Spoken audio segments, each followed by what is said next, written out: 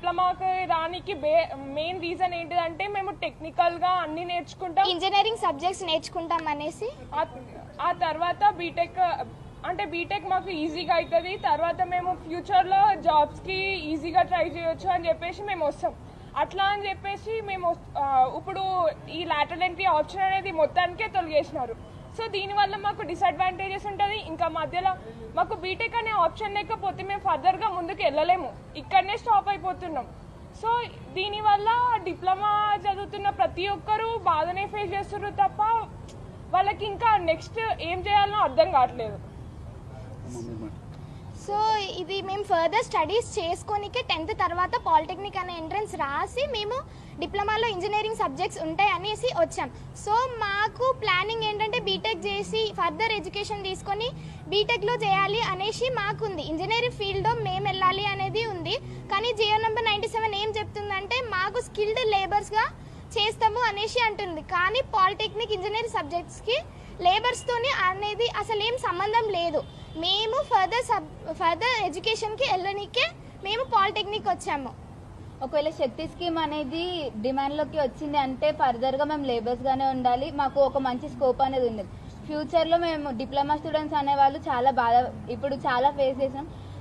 శక్తి scheme వల్ల మాకు advantages ఏమో కానీ అన్ని డిసడ్వాంటేజెస్ ఉన్నాయి. సో శక్తి స్కీమ్ అనేది డిమాండ్లోకి వస్తే తర్వాత ఫర్దర్గా ఫ్యూచర్లో మేము చాలా ప్రాబ్లమ్స్ ఫేస్ చేయాల్సి వస్తుంది.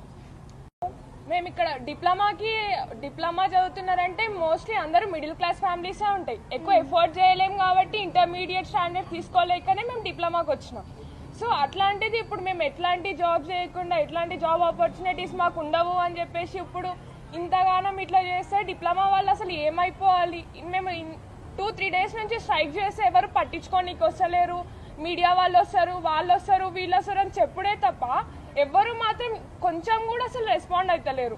మేము కొంచెం రోడ్డు పైనకి వచ్చి స్ట్రైక్ చేసి ఇట్లా ఎందుకు స్ట్రైక్ చేస్తున్నారు, పబ్లిక్ ఇబ్బంది అవుతుంది అట్లా అని అంటారు. కానీ తర్వాత మా ఫ్యూచర్ గురించి అయితే ఎవరు ఆలోచిస్తలేరు కదా.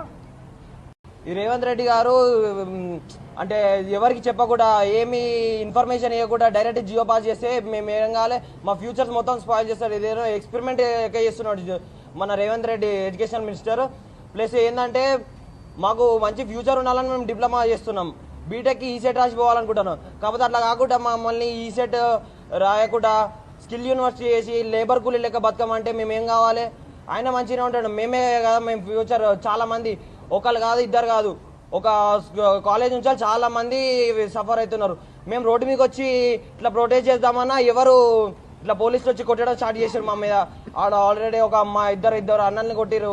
ఎట్లా మైనర్లు ఎట్లా కొడతారు అండి చెప్పండి? మైనర్లు అసలు కొట్టద్దు, మైనర్లు కొట్టిర్రు. ప్లస్ ఏంటంటే మమ్మల్ని ప్రొటెస్ట్ చేయనిస్తలేరు. మేము ప్రొటెస్ట్ చేయకపోతే మేము ఎట్లా ఫ్యూచర్లో బాగుపడుతుంది చెప్పండి? రాష్ట్ర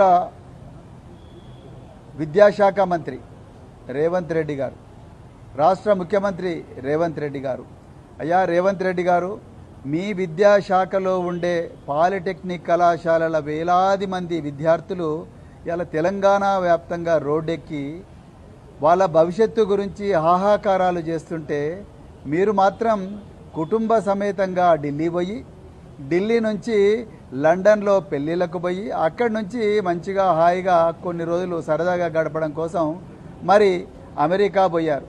ఇక్కడనేమో మీకు ఓట్లేసిన తల్లిదండ్రుల గర్భాన పుట్టిన బిడ్డలు, తెలంగాణ ముద్దు బిడ్డలు, పేదింటి బిడ్డలు ఇవాళ రోడ్ల మీద హాహాకారాలు చేస్తూ ఉన్నారు.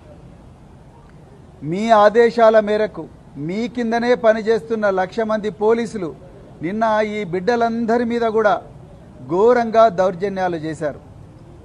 నిజానికి రేవంత్ రెడ్డి గారు ఆయన విద్యా అర్హతలను ఒకసారి జాగ్రత్తగా పరిశీలిస్తే, రేవంత్ రెడ్డి గారు ఆయన విద్యార్థి దశలో పాలిటెక్నిక్ చదివిండు వనపర్తిలో. దాని తర్వాత ఆయన ఏవి కాలేజీలో BA చేసిండు. దాని తర్వాత ఆయన రియల్ ఎస్టేట్ ఏజెంట్గా మారిండు. రియల్ ఎస్టేట్ ఏజెంట్గా మారి ఇప్పుడు రాజకీయాల్లోకి వచ్చిండు, ఇప్పుడు ముఖ్యమంత్రి అయ్యాడు. నేను ఇలా ఒక్కటే ప్రశ్న అడుగుతున్నాయా రేవంత్ రెడ్డి గారు, మీరు పాలిటెక్నిక్ వనపర్తిలో చేసి సికింద్రాబాద్లో ఏవి కాలేజీలో BA చేసి మళ్ళా తర్వాత రియల్ ఎస్టేట్ దందాలకు పోగలిగినప్పుడు ఈ పిల్లలు పాలిటెక్నిక్ 3 సంవత్సరాలు చేసి ఈసెట్ పోతే తప్పేంది? మీరు పాలిటెక్నిక్ చేసి బీఏ చేయగలిగినప్పుడు వీళ్ళు పాలిటెక్నిక్ విద్యార్థులు ఈసెట్ చేసి ఇంజనీరింగ్ కాలేజీలోకి పోతే తప్పేంది? ఎప్పుడైనా ఆలోచించిండ్రా?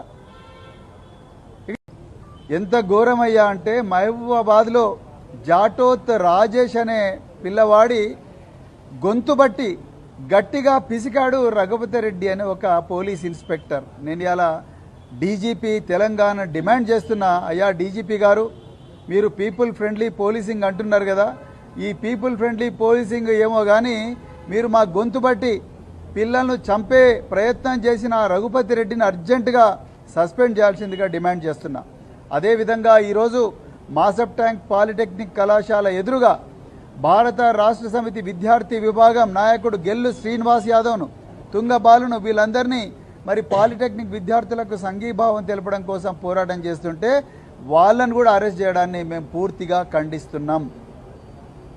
ఇలా తెలంగాణ ప్రజలు గుర్తుపెట్టుకోవాలి, ఈ ముఖ్యమంత్రి గారికి ఈ విద్యార్థుల భవిష్యత్తు మీద ఏమాత్రం కూడా శ్రద్ధ లేదు. ఆయనకు ఉన్న శ్రద్ధ అంతా కూడా డబ్బులు ఎట్లా సంపాదించుకోవడం. నిజానికి రేవంత్ రెడ్డి గారు